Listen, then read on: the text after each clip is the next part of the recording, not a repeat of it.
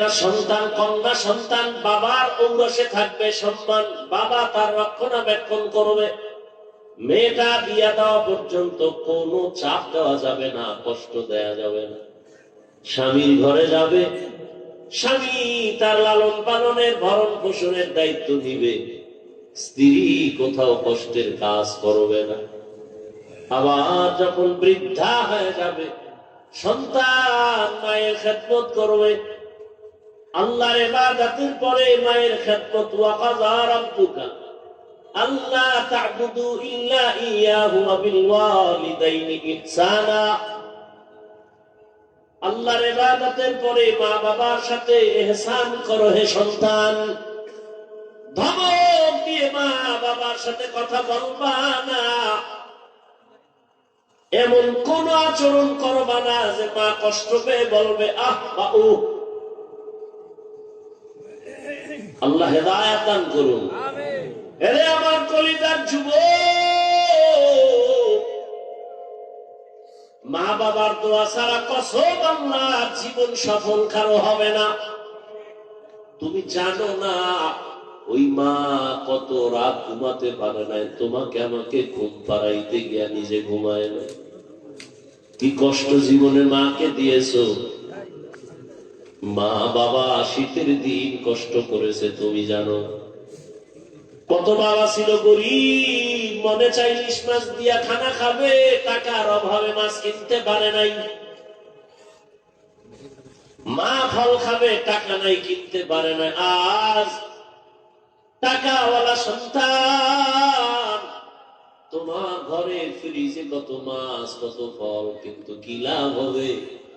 যারা আফসোস করেছে তারা সাদা কাপড়ের প্যাকেট হয়ে আছে, চাইলেও আর খাওয়াইতে পারবা। ওই মা বাবা যার বেঁচে আছে, এই রত্ন হারাইও না রে যুবক। ওই মা বাবা থেকে তো আনাও কপাল খুলে যাবে। জাকির নায়েক একজন ডাক্তার, আর আমার দেশের তাসলিমা নাসরিনও একজন ডাক্তার। গোটা দুনিয়ার মানুষ জাকির নায়েকের জন্য পাগল।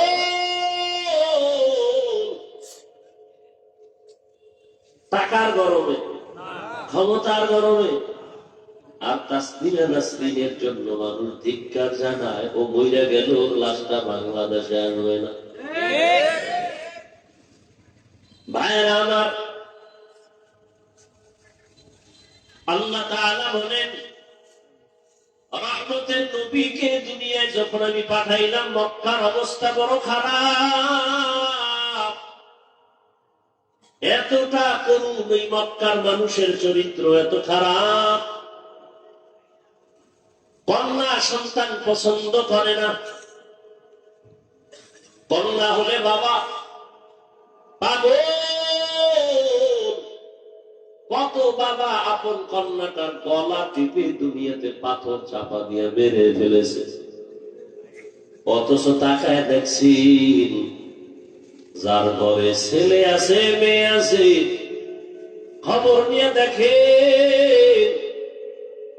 একটা ছেলের অন্তরে যেই পরিমাণ বাবার প্রতি মায়া ভালোবাসা, এর থেকে শতগুণ মায়া একটা মেয়ের অন্তরের ভেতরে চলে। মা বাবা অসুস্থ হয়ে গেলে ছেলে বলে সুস্থ হয়ে যাবে, আর মেয়েটা যদি শ্বশুর বাড়ি থাকে পাগলের মতো কান্না করে, আমার আব্বার কি হালাত, পাগলের মতো দৌড়ায়, আমার আব্বা অসুস্থ। ঘরে থাকতে চায় না, পাগলের মতো হয়ে যায়। রহমতের নবী বলেন, আমিও চার কন্যার বাবা। আমার কন্যার কথা যখন মনে পড়ে সহ্য করতে পারি না। আমার কনিষ্ঠ কন্যা ফাতেমা, নবী কোথাও যদি যাইতে, সর্বশেষ ফাতেমা থেকে বিদায় নিয়ে যাইতেন। আবার দাওয়াতের কাজ শেষ করে যখন রহমতের নবী বাসায় ঢুকতেন, সবার আগে ফাতেমার ঘর দিয়া তারপরে নবী বাসায় যেতে। একদিন নবী আসছে, তার নাতি হাসান হুসাইনের খবর নেই, ফাতেমার খবর নেই। আজ নবী ঘরের দরজায় সালাম দিছে, আসসালামু আলাইকুম ইয়া আহলাল বাইত। ঘরের থেকে কোনো আওয়াজ নাই, নীরব নিস্তব্ধ।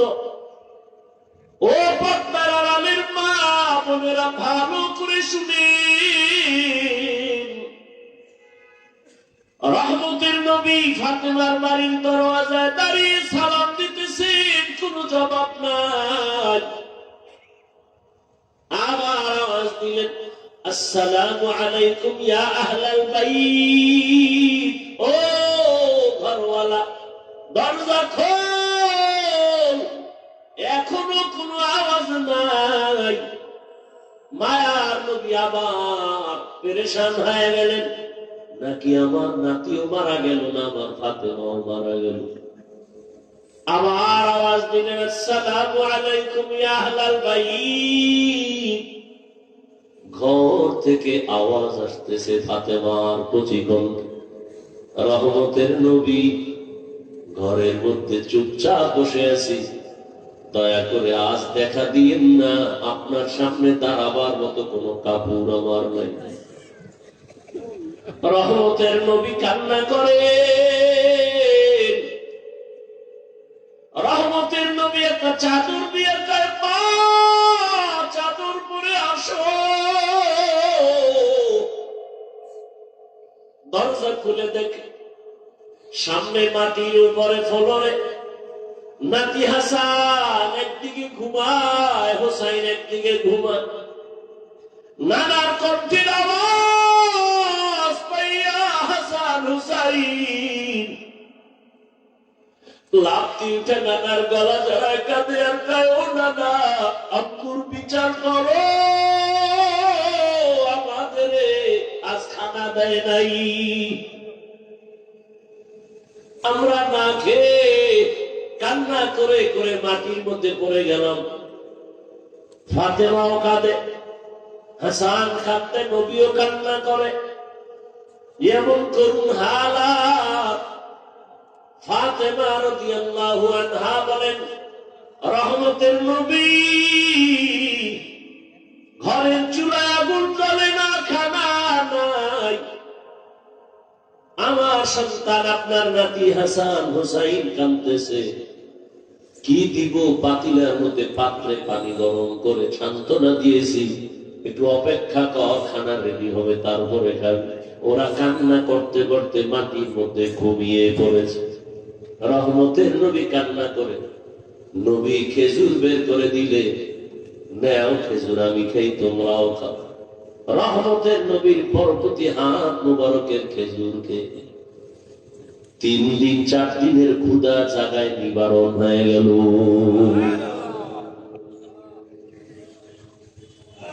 আল্লাহ তাআলা বলেন, রহমতের নবী আসছেন মক্কা নগরীতে। মক্কার মানুষগুলো এখনো তাদের চরিত্রের কোনো ভালো দিক এখনো আসে নাই। নবীও কাউকে কালেমার কথা বলেন না, নামাজের কথা, রোজার কথা বলেন না। সর্বশেষ আল্লাহ তাআলা কোরআন দিলেন। 40 বছরের পরে রহমতের নবী কোরআন পেয়ে দাওয়াতের কাজ শুরু করেন, আর মানুষকে বলে, এক আল্লাহর ইবাদত করো, আল্লাহর কাছে মাথা নত করো, ইবাদত করো, মূর্তি পূজা ছেড়ে দাও। কিছুদিন পরে রহমতের নবী আবার বলে, রহমানের ইবাদত করো। মুশরিক বেঈমানেরা কয়, ও আব্দুল্লাহ সন্তান, এতদিন তুমি এক আল্লাহর কথা বলেছো, আজ আবার তুমি রহমানের কথা বলো। বলো তোমার আল্লাহ একজন নাকি 2 জন? নবী বলেন, একজন। তো বলো আবার আলাদা রহমানের কথা বললা, মানি রহমান, বলো রহমানকে। নবী বলেন, অপেক্ষা করো, জবাব দিব। দয়াময় আল্লাহ রহমান কে?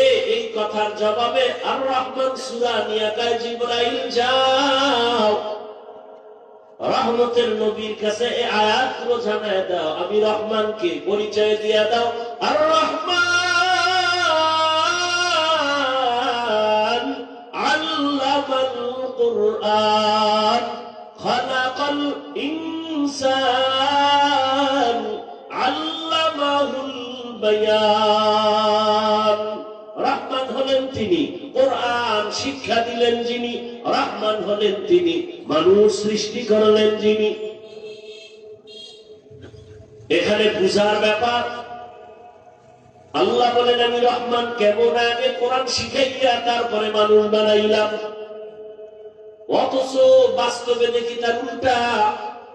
আল্লাহ আগে আমাদের সৃষ্টি করেছেন, তারপরে আমরা বড় হয়ে কোরআন শিখেছি। এটাই তো বাস্তব। আমরা কি আগে কোরআন শিখছি? কিন্তু আল্লাহ কি বলেন? আর রহমান আল্লামাল কুরআন খালাকাল ইনসান আল্লামাহুল বায়ান। আমি এমন রহমান, আগে কোরআন শিখাইয়া পরে তোমাদের মানুষ বানাইছি। আল্লাহর কথাই ঠিক, আমাদের বুঝের অভাব। মুফাসসিরিনে কেরাম বলেন আল্লাহ কেন বললেন আগে কোরআন শিখাইলাম পরে মানুষ সৃষ্টি করলাম? তার কারণ হলো আল্লাহর আদালতে সব মানুষ জান্নাত পাবে না। বলে তাহলে কোন মানুষ পাবে? বলে দুনিয়াতে মানুষ আবার কয়েক ভাগে ভাগ করা। একদল বংশগত মানুষ, আর একদল জন্মগত মানুষ, আর একদল হলো গুণের মানুষ, গুণগত মানুষ। আল্লাহর কাছে বংশ পরিচয়ের মানুষটা জান্নাত পাবে না, জন্মের পরিচয়ের মানুষটা জান্নাত পাবে না, একমাত্র গুণের মানুষ জান্নাত পাবে। এবার বুঝার চেষ্টা করি গুণের মানুষ কাকে বলা হয়। আদম নবী আমাদের বংশদাতা বাবা, তার বংশে আমরা আছি, আমরা বংশগত মানুষ। এই পরিচয়ে জান্নাত পাওয়া যাবে না, কারণ আদমের বংশে জন্ম নিলেই যদি জান্নাত পায় তো হিন্দুরাও পাবে, বৌদ্ধরাও পাবে, ইহুদিরাও পাবে। এই পরিচয় হবে না। আমার বাবার ঔরসে আমার জন্ম, আমি জন্মসূত্রে সন্তান, এই পরিচয়ে জান্নাত পাওয়া যাবে না। একমাত্র গুণগত মানুষগুলো জান্নাত পাবে। গুণের মানুষ বুঝার জন্য একটা মূলনীতি মনে রাখবেন। দুনিয়াতে যত বস্তু বানায়, বানানোওয়ালারা এমনি বানায় না, কোনো কাজের জন্য।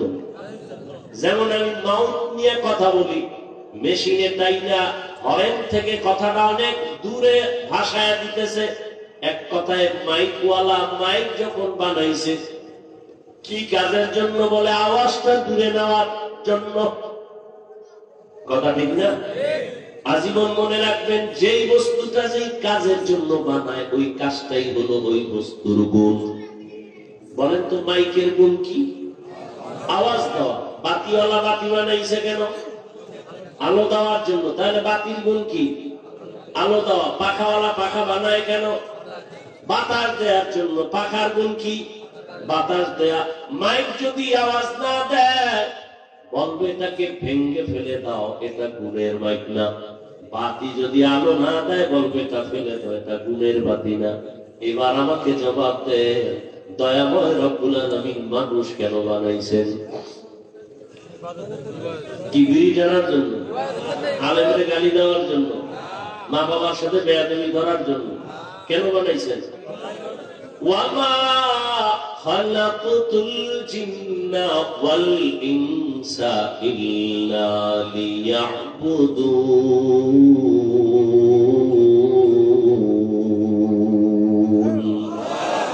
মা খালাকতুল জিন্না ওয়াল ইনসি বাখা জুজ ইবাদত লিস্তে মাকসুদ আজ্জাহা। দয়াময় আল্লাহ মানুষ বানাইছেন ইবাদতের জন্য। কোন কাজের জন্য? ইবাদত। অতএব মানুষের গুণের নাম হলো ইবাদত। আল্লাহ ইবাদতের জন্য মানুষ বানিয়েছে। ভালো করে খেয়াল করেন, তাহলে মানুষের গুণের নাম। এখন এই ইবাদতটা কি মন গড়া না কোনো নিয়ম আছে? আছে, আছে। কয় নিয়ম জানতে হলে কোথায় যাও? বলে কোরআন ধরো। সব নিয়ম কোথায় আছে? কয় কোরআন বুঝি না। কেমনে? কয় হাদিস ধরো, কোরআনের ব্যাখ্যা হাদিস। বলে কোরআন হাদিস কিছুতেই পারি না। বলে কোরআন হাদিস বুঝার জন্য উলামায়ে কেরামের কাছে যাও। উলামায়ে কেরামের থেকে কোরআন হাদিসের ব্যাখ্যা যায় না, নিয়ম অনুযায়ী ইবাদত করলে তুমি গুণের মানুষ। গুণের মানুষ হলেই তুমি বিনা হিসাবে জান্নাতি। এই দিকে ইঙ্গিত করে আল্লাহ বলেন, আর রহমান আল্লামাল কুরআন খালাকাল ইনসান। আমি রহমান কোরআন শিখাইয়া মানুষ বানাইছি। অর্থাৎ যারা কোরআনের নিয়ম জাইনা ইবাদত করবে তারা গুণের মানুষ, এরা জান্নাতি। তাহলে গুণের মানুষ হতে হলে লাগবে কোরআন, কোরআন বুঝতে হলে লাগবে হাদিস, হাদিস কোরআন বুঝতে হলে লাগবে ওলামা। তাহলে সব কথার মূল কি? কোরআন হাদিস না বুঝা ইবাদত হয় না। ইবাদত না করলে গুণের মানুষ, গুণের মানুষ না হলে জান্নাত কপালে আসবে। এদিকে ইঙ্গিত করে আল্লাহ কয়, কোরআনের মাধ্যমে ইবাদত করিয়া যারা গুণের মানুষ হবে তারা জান্নাতি। আল্লাহ বলেন, এদিকে ইঙ্গিত করে বললাম, আমি আগে মানুষ বানাই নাই, আগে কোরআন শিখায় তারপরে মানুষ বানাইছি। ও আল্লাহর বান্দারা, এই গুণের মানুষ তৈরি হওয়ার ফ্যাক্টরির নাম হলো মাদ্রাসা।